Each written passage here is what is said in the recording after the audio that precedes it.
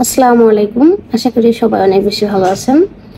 জর্ডানে থেকে বাংলাদেশে টাকার রেট কত, এই বিষয়টা নিয়ে আজকে এই ভিডিওতে কথা বলবো।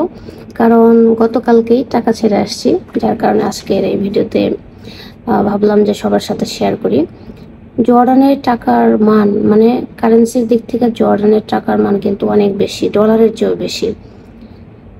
এই দেশে যে টাকা, মানে সেটাকে আমরা নর্মালি জেওডি বলি বা জেডি বলি, অনেকেই জেওডি মানে জর্ডানিয়ান দিনার। সো এই টাকা আমাদের যখন আমরা এখানে আসি তখন এটা ছিল এক জেওডিতে, মানে এক জেডিতে 108 টাকা, মানে বাংলাদেশের 108 টাকা পাওয়া যেত। আর সময়ের সাপেক্ষে এই টাকার মান বাড়তে বাড়তে এখন এক জেডিতে 160, 62, 63, 64, মানে 160-এর উপরে থাকে অলওয়েজ। লাস্ট 1 বছর যাবত এই 160 টাকা, মানে 1 বছরের বেশি সময় যাবতই 160 টাকার উপরে থাকে। তাই কালকে যে টাকা ছেড়ে আসলাম সেটা হচ্ছে 166 টাকা 26 পয়সা ছিল, মানে এটা অ্যাকাউন্টে। যাদের বাংলাদেশে ব্যাংক অ্যাকাউন্ট আছে, মানে যারা তার পরিবারের ব্যাংক অ্যাকাউন্টে টাকা পাঠাতে চান, তারা অ্যাকাউন্টে টাকা পাঠাতে পারেন 166 টাকা 26 পয়সা। অ্যাকচুয়ালি কয়েকদিন আগে টাকা পাঠিয়েছিলাম, তখন আরও রেট কম ছিল, 164 টাকা ছিল, এখন 166 টাকা হয়েছে। সাথে সাথে এখানে আপনি যদি 1000 টাকা পর্যন্ত পাঠান, তাহলে আপনার 2 টাকা 85 পয়সা আপনার মানে কমিশন কাটবে জর্ডান থেকে। আর যদি 1000 টাকার উপরে পাঠান, তাহলে সেক্ষেত্রে বেশি কমিশন কাটবে। সো যারা টাকা পাঠাবেন, আবার অনেক কি বলে যে টাকা পাঠানোর যে ব্যাংক আছে, মানে এটাকে অ্যাকচুয়ালি মানি এক্সচেঞ্জ বলে, এটা ব্যাংক না, মানি এক্সচেঞ্জ হাউস আছে, সেখানে আরও কমিশন কমও কাটে। অনেক জায়গায় 2 টাকা কাটে, অনেক জায়গায় 1 টাকা কাটে, ডিপেন্ড করে এজেন্সির উপর, মানে ওই মানি এক্সচেঞ্জের উপর।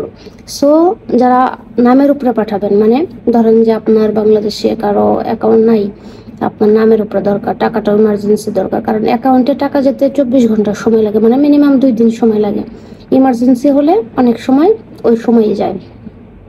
মানে ট্রান্সফার্স্ট আছে, ট্রান্সফার্স্ট বা মানিগ্রাম, এরকম যে তারা যে মানিটা সেন্ড করে, মানে টাকাটা যে সেন্ড করে, কিছু এজেন্সি আছে, সেই এজেন্সি দ্রুত সার্ভিস দেয়, কিছু আছে যে স্লোলি সার্ভিস দেয়। নর্মালি অ্যাকাউন্টে যেতে 24 ঘন্টা সময় নেয় আর কি, 24 ঘন্টার ভিতরেই টাকাটা চলে যায়।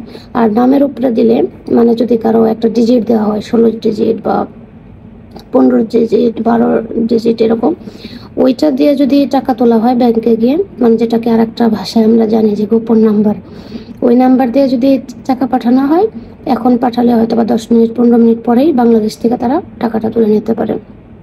সো আপনারা যারা টাকা পাঠাতে চান জর্ডান থেকে, আপনারা অ্যাকাউন্টেই টাকা পাঠান, এটাই হচ্ছে বেস্ট ওয়ে। টাকার রেটও বেশি থাকবে এখন আর কি, যদিও এখন কারো কাছে টাকা নেই, কারণ প্রবাসীরা বেশিরভাগই বেতন পাওয়ার পরেই টাকা পাঠিয়ে দেয়, আর সেটা হয় 1 তারিখ থেকে 10 তারিখের ভিতরেই।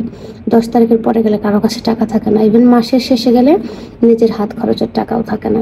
সো প্রবাসীরা যারা আছে, তাদের যারা ফ্যামিলি আমার ভিডিওটি দেখবেন, আপনাদেরকে রিকোয়েস্ট করব, যারা আপনার ফ্যামিলির লোকজন বাইরে থাকে তাদেরকে মানসিকভাবে বা টাকার প্রেশার দিবেন না, কারণ তাদের টাকা থাকলে তারা অবশ্যই পাঠিয়ে দেবে। সবাই ভালো থাকবেন, সুস্থ থাকবেন। ভিডিওটি ভালো লাগলে একটা লাইক করবেন, চ্যানেলটিতে নতুন হয়ে থাকলে সাবস্ক্রাইব করবেন। দেখা হবে অন্য একটা ভিডিওতে, অন্য একটা টপিক নিয়ে। আসসালামু আলাইকুম।